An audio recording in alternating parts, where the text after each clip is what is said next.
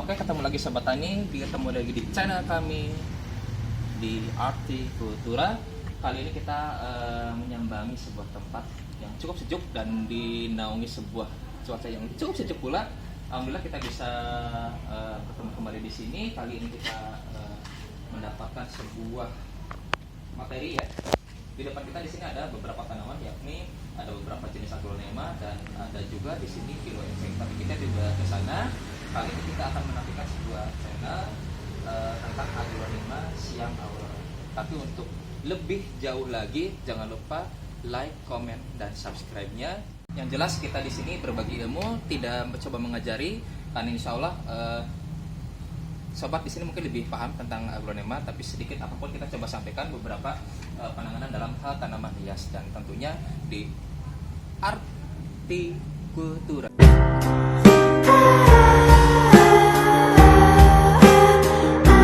Oke, pada sore hari ini mumpung memang cuacanya lagi mendukung banget, kita dalam kondisi rintik-rintik hujan tentunya semakin romantis. Dan Sobat Tani, kita pada hari ini disuguhkan dengan sebuah materi aglonema. Mungkin tanaman ini memang cukup akrab di hadapan teman-teman. Memang tanaman aglonema sendiri itu sudah sangat-sangat populer dan memang sangat-sangat banyak sekali ragamnya. Cuman untuk pada edisi kali ini kita coba menghadirkan satu materi berupa Siam Aurora. Tidak terlalu mahal memang, tapi yang namanya tanaman ketika kita bisa urus dengan baik, kemungkinan dia akan menampilkan sesuatu yang maksimal di sini. Apa sih yang disebut maksimal? Oke, mari kita tunjukkan beberapa tanaman aglonema yang di sini yang kita coba tampilkan di sini semuanya jenis Siam Aurora. Yang pertama, ini ada ukuran yang tidak terlalu besar karena memang usia baru kurang lebih 2 bulan kita dari pindahan dari anakan. Lalu kemudian ada beberapa usia yang memang sudah cukup besar dan di sana memang ada yang agak sedikit bermasalah memang. Baik, kita kupas tuntas bagaimana sih yang disebut dengan tanaman berkualitas, sehat dan layak tampil. Di sini kita lihat bahwasanya ada sebuah perbedaan, padahal ini jenisnya sama loh. Jenisnya sama, akan tetapi satu tanaman di sini memang menampilkan sosok yang lebih ceria, lebih wow, lebih cetar. Apa sih yang bikin dia itu berbeda? Baik, kita kupas tuntas. Yang pertama, sebelum kita belajar lebih jauh, aglonema selama ini kita kenal yang disebut juga adalah Sri Rezeki. Jadi aglonema memang berasal dari Cina dan kemudian dikembangbiakan oleh para ahli tanaman. Jadi menghasilkan beberapa genus, yaitu ada kocin, ada tembaga, dan tidak tadi kira pada hari ini tidak menjelaskan beberapa jenis aglonema, tapi hanya menjelaskan gimana sih membuat aglonema itu sehat. Tentunya ada syaratnya dong, karena bicara dengan tanaman itu ada syarat tumbuh dan kembang. Oke, yang pertama sebelum sobat mencoba memulai di rumah, pertama yang harus disediakan adalah satu, media tanam ya. Untuk media tanam itu disarankan lebih porus dikarenakan apa? Untuk aglonema sendiri itu dalam keluarga Araceae ya, atau disebutkan dengan talas-talasan.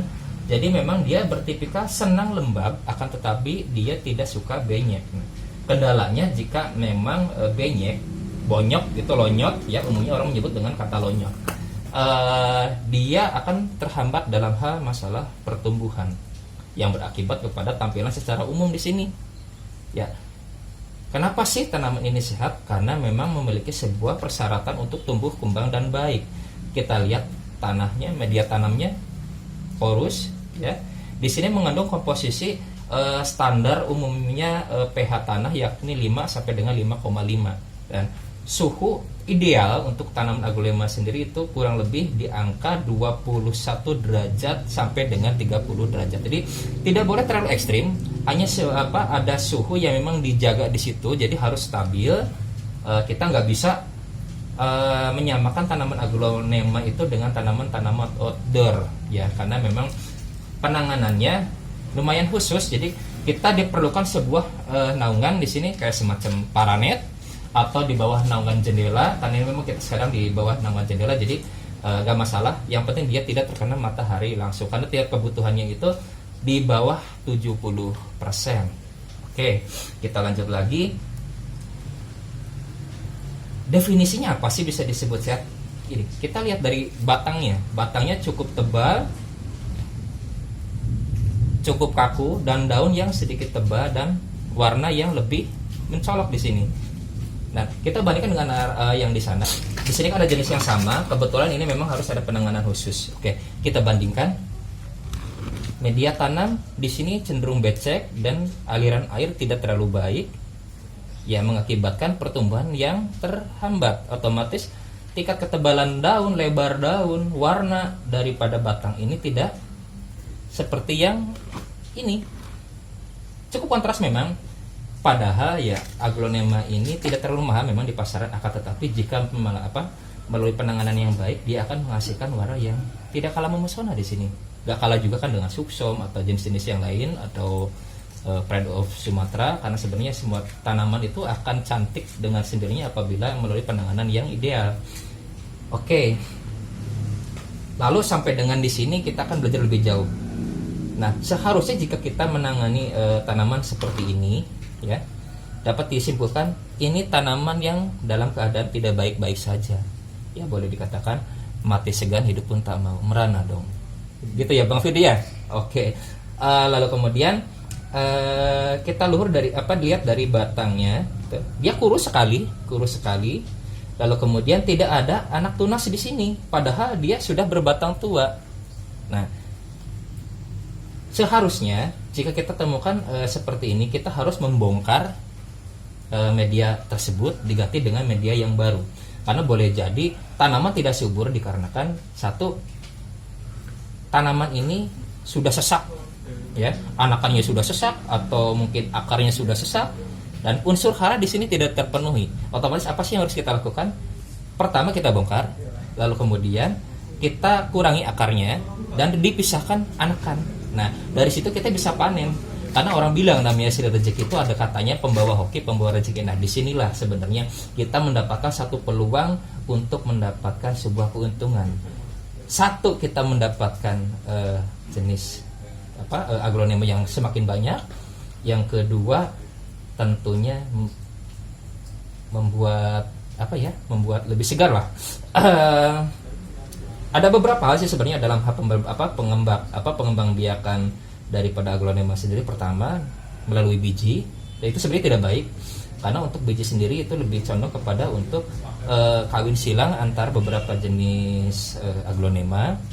Jadi ketika mereka berbunga, dia akan cenderung untuk mengecilkan daun, dikarenakan apa? Produksi untuk memproses dari sebuah bunga itu sendiri lebih besar ke arah bunga daripada ke daunnya. Otomatis secara tampilan daun akan mengecil, badan terlihat kurus, tidak segar. Jadi ada baiknya untuk masalah bunga di aglonema sendiri lebih baik dipotong karena berpotensi untuk mengurangi tampilan seperti itu. Jadi kita pilih cara kedua. Cara kedua menggunakan cara stek, ya. Tapi ini karena memang kita lagi bertamu di tempat orang, jadi kita nggak berani untuk membuka seperti itu. Nanti kita ketemu di episode berikutnya bagaimana caranya budidaya aglonema yang baik. Oke. Tapi kita sedikit kasih gambaran bahwasanya ini bisa melalui stek, yaitu dengan kita memotong, mencacah, ya. Mencacah sendiri itu kita sediakan 2 sampai dengan 3 cm. Jadi di sini ada mata tunas. Kita kenali mata tunasnya di mana. Lalu kemudian kita tanam secara horizontal. Jangan tertimbun full, akan tetapi ditimbun sedikit saja media tanam yang porus sampai dengan dia itu bermata tunas. Dan satu lagi yang tidak kalah pentingnya adalah dengan cara mengoven. Itu sebuah perlakuan yang wajib sebenarnya, terutama di wilayah-wilayah yang sedikit cuacanya lebih panas. Mungkin untuk di pegunungan tidak terlalu masalah, tapi untuk di wilayah-wilayah yang datarannya tidak terlalu tinggi daripada permukaan laut disarankan untuk mensungkup. Jadi si calon bayi aglonema itu sendiri kita sungkup, kita tutup dengan plastik transparan, ya.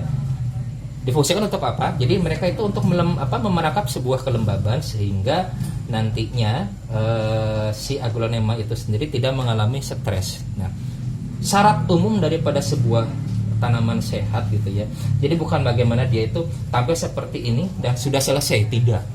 ternyata harus ada perawatan khusus ya. Pertama itu tadi cahaya, lalu kemudian pola penyiraman. Nah, sebaiknya untuk aglonema sendiri kita tidak disarankan untuk menyiram dengan gayung karena kan akan berpotensi untuk membasahi media itu sendiri secara berlebihan dan nantinya akan berdampak pada kebusukan akar. Tapi lebih baik kepada spray. Nah, spray ini digunakan lebih kepada untuk menjaga kelembaban daripada kita basah sekaligus. Lebih baik menjaga kelembaban. Misalkan kita pagi sore sebelum berangkat kerja seperti ini kita semprot, dan sepulang kerja kita semprot. Yang penting jangan di malam hari, karena apa? Ketika di malam hari sebuah tanaman akan beristirahat dari sebuah proses fotosintesis ya. Kita sarankan jangan di malam hari, akan tetapi di masa-masa dia itu sedang memasak proses proses makanan atau dikenal dengan fotosintesis. Oke, lalu kemudian jika itu sudah dipenuhi semua, apa sih yang sobat lakukan? Pertama, ada beberapa kendala yang kita alami di aglonema. Biasanya mereka sedikit malas gitu ya.